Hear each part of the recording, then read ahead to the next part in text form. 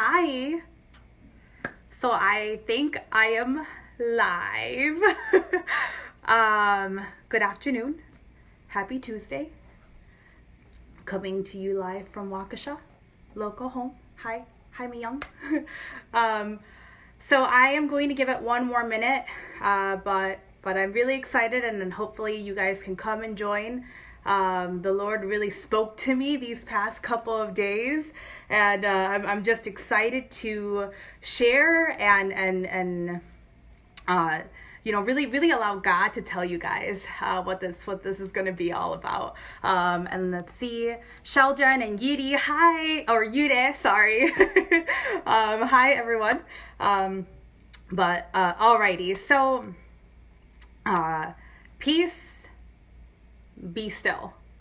3 words that anyone at the time who heard that and who saw the results of that were almost taken back. They were surprised. Modern day, they were shook.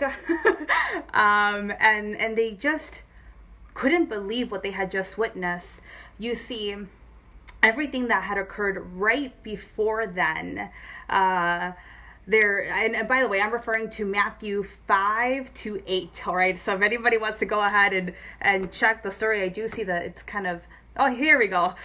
Less brightness. And so anyways, Matthew 5-7. Basically between Matthew's 5-7 were where all these great things occurred, and it was the Sermon of the Mount, the great parables, which by the way we still reference to even day to day. Like, it is so relatable. It's such a relatable context, just not even back then but now. Many sick were healed, and that day was so beautiful and awesome because Jesus had pretty much opened up like the knowledge and the doors to what the kingdom of heaven was going to be like. So everyone's excited, everyone's like left to right, yes. And when that day was coming to an end, Jesus and the disciples went ahead and they got to a boat. They went off to sea and they had a destination, right? But what ended up, or what started off as a really awesome day, all of a sudden was like on off switch 360, in the sense where a great storm came by, and it was so intense. Now, we weren't there, but the one thing that I can kind of imagine is, now this is Wisconsin, the Wisconsin group, but there's always that one day in the summer where it's beautiful, it's hot, and you're like, this is the day that I'm gonna go on that hike. This is the day that I'm gonna go to the lake. This is the day that I'm gonna have my picnic at that one park, right? Like, you're off for adventure, and you go, you get ready, you put your sunscreen on, you put your shades on, you're just ready to go for the day. You open the door and like this kind of like brisk air comes in, and you're like, it's still pretty outside. Like, it's fine. And you go back inside, you go grab everything, you grab your keys for your car, open the door, and it's gray. And it's not even like the nice type of gray where you could take some of those nice photos. It's like dark gray. And seconds later comes this downpouring of water. And it's not the nice kind of downpouring of water. It's the one where you're like, if I go out there, I'm going to slip, I'm going to fall. If I go out there, a thunderstorm might hit me. Like, no, I'm going to stay back inside. Never mind, plans canceled type of deal. You go back in the house. So that's kind of what I could picture of, like, these disciples and Jesus being perfectly fine. And then all of a sudden it's like, never mind. Like, here I am, the storm, surprise, good luck. And, a little bit of how the perspective of it, in Matthew, Mark, and Luke, they all describe it from their different perspectives. So said the wild waves, right? And wild is uncontrolled, raging, like nothing can hold it down, right? And it also covered the boat, which meant it wasn't just like, boop, I'm not just pushing the boat, like I'm coming, like these waves are coming at them left, right, up, down, side, bottom, like their hair is wet, their nose is wet, their eyes, everything is wet, and it's not safe. Mark calls it furious. Now, furious, it's like, oh, I'm gonna take a step, now day to days, I'm just gonna take a step back, like stay away, and it's coming at them full force. Luke was living in the moment. I love Luke's description where he's just like, this was a great danger. And when we think of great danger, we associate that with life. Like, if your life is in great danger, you better run, you better hide, like take cover, because you don't know what's going to happen to you.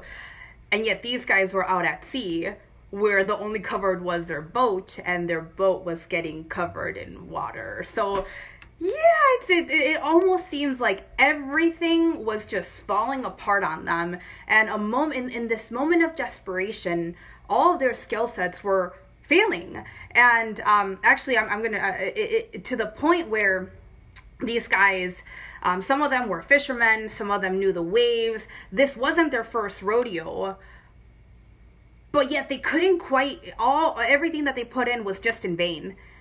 It wasn't working out. And I'm actually going to read it off because I love reading Desire of Ages. So I'm going to read it off. And this is from the chapter Peace Be Still. And it says, absorbed in their effort to save themselves, they had forgotten that Jesus was on board. But now their strength and skill availed nothing. They were helpless, and hope failed. So everything around them is just not going right. Everything that they try to do by themselves was it's not fun. But even though that storm was too big, too dangerous, too strong for them, they continued there. And not only did it start affecting them in, physically, but spiritually, it was getting under their skin where they started to fear.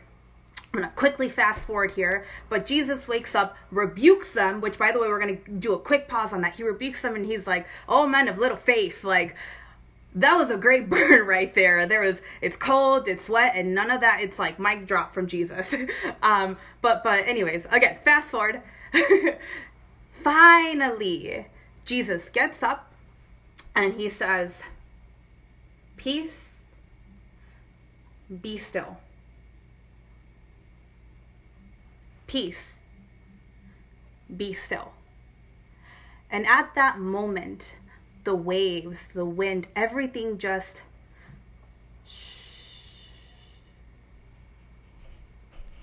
calm. See, with everything that's going on in our society, with everything that's affecting us left to right, we can probably identify with the disciples in that storm. That storm may be a little bit too big today, where we're like, but God, I had that job. That job was mine. I worked there so long and so hard, and now I'm let go. But God, I was supposed to graduate only 2 months away from now, and now I'm supposed to live stream it? Like, what is even that? But God, I had plans to visit my family, and now I can't go.